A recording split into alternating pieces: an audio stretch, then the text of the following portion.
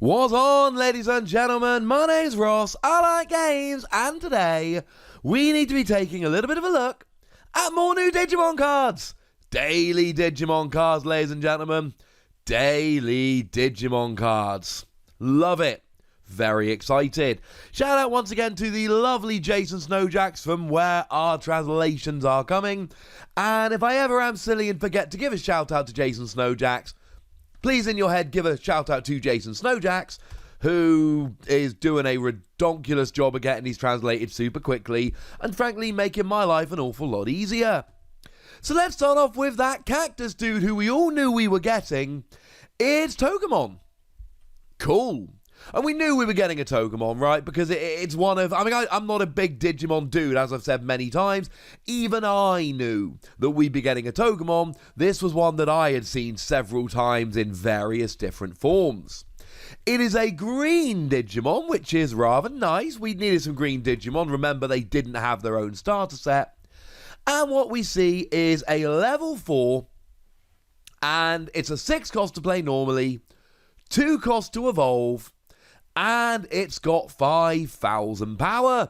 And if we compare that to some of the ones we've seen previously, it's about right, if I'm honest with you. 5,000 power is kind of what we expect for a level 4. We've seen higher, but 5,000 is about the average. 6 cost to play normally is actually expensive for a level 4. In the starter sets, level 4s were kind of 4 and 5 cost to play normally, 2 cost to evolve. So the 2 cost to evolve is about right. But level 4s in the starter set, we didn't see any 6 cost level 4s.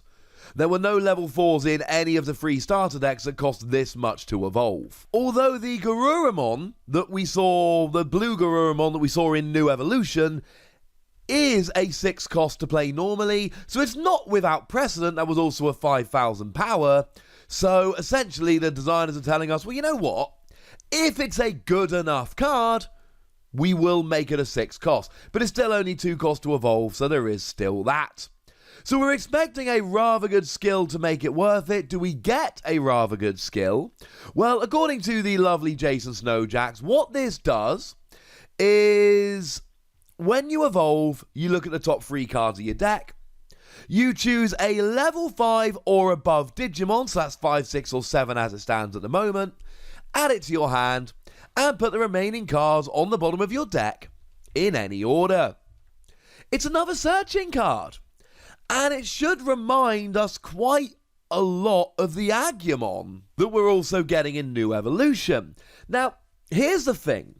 This Agumon is a free cost when you play it, and then you get to look at the top 5 cards and grab a tamer. This one, however, is an evolving skill, so it's when you pay 2 to evolve it, and you grab a level 5 or level 6. I like this way more than I like Agumon. And nothing against Agumon. Agumon's adorable. Doesn't have boxing gloves, but he's still adorable. The thing is, this Agumon, you've got to play it, not evolve it, which means you've got to pay free to play it normally rather than 0 to evolve it, and it gets kind of awkward. This, a lot of the time, it seems like you're just going to be evolving up through the motions. So, you get your level 3, and then what you really want to do is pay 2 to evolve up into a level 4, which we do here. But then when you evolve up into a level 4, you look at the top 3 cards, you find yourself a level 5, and then you can evolve straight away again. You don't have an inheritable skill, so there is very much a trade-off here. And well, we should expect that, right? We're going to see trade-offs all the way through the game. The trade-off here is, do you want to be able to evolve more quickly up into your level 6? Or do you want to have a nice inheritable skill to use when you get there? I mean, it is worth pointing out at this stage, we've not actually seen any level 4 green Digimon that have any skills that are inheritable, like at all. We have seen Vegemon, who doesn't have any skills whatsoever. It's a vanilla card, but it's a 1 cost to evolve rather than a 2, so you can evolve up more cheaply in that regard. And we have seen Ogremon, who, again, has no skills and is 2 cost to evolve, but it does have Jammer, doesn't get destroyed in a fight against security cards, so you can kind of take out security while surviving on your way up through. I like this. I love it for the speed. If you watch the games I've played on the app, you will notice that there are a couple of games where I get my level 4 and I've got my level 6 in hand and I cannot find my level 5. That's not to say you'll definitely draw it with this, but bearing in mind you evolve, draw a card.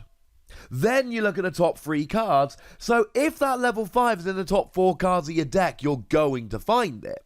And of course, if you put this side by side with Agumon, what we see here, and even the TK Takaishi, the one that lets you search your security cards, we can see that although search your deck for any X is not something we're seeing in the game right now, hey, look at this small section of cards and try and find a particular thing you're looking for.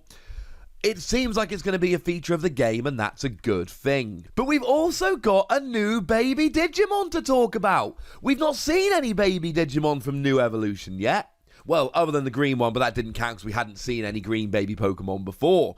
We'd not seen any new red, blue, or yellow Baby Digimon. We'd only seen the ones in the starter decks. We've now got a new one. Apparently, it's Pokemon, and it looks really good. Now, it's got an inheritable skill. Remember, Baby Digimon in the raising area do not have any skills they can use. You cannot use skills on or against Digimon in the raising area, and you cannot bring Digimon out of the raising area until you've evolved at least once into a level 3. So you need to evolve this. So it has to have an evolution skill. And what it does is when you're attacking an opponent's Digimon, you gain plus 1,000 power for the turn. Now, one thing that's very important to note here, we are not told this is limited to once during your turn. So, in theory, if you can attack multiple times, and that Garurumon I mentioned earlier would work here, when you play you get to make one of your Digimon active. In theory, you attack, yay, 1,000 power boost, play Garurumon, attack, second 1,000 power boost, and both the boosts will go away at the end of your turn, but you do essentially get a 2,000 power boost, or potentially more. If you can keep making yourself active, you can keep getting that boost, which is awesome. I mean, what we really need to do here is compare it to the Digitama we got in the red starter deck. Because if you're playing Digitama, and you might not be playing an evolution deck, I showed you that beatdown deck the other day that only played big bad Digimon, but if you're going to be playing an evolution deck, you're going to need to have some baby Pokemon. And the only other one we've seen so far is Koromon. And Koromon, if you've got 4 or more evolution sources, this Digimon gets 1,000 extra power. But it's only during your turn, not during your opponent's. So, okay, Pokemon only gives you the boost when you attack, but Koromon only gives you the boost when you've got 4 or more evolution sources on your turn.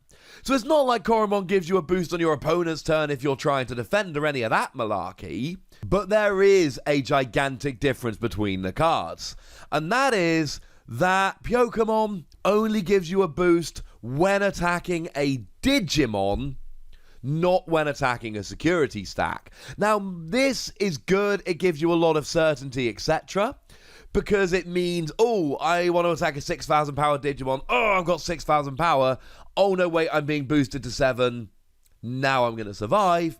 But when you attack a security card, you don't get the extra boost in power, so you may then be taken out by a security card. I still like this way more than I like Koromon.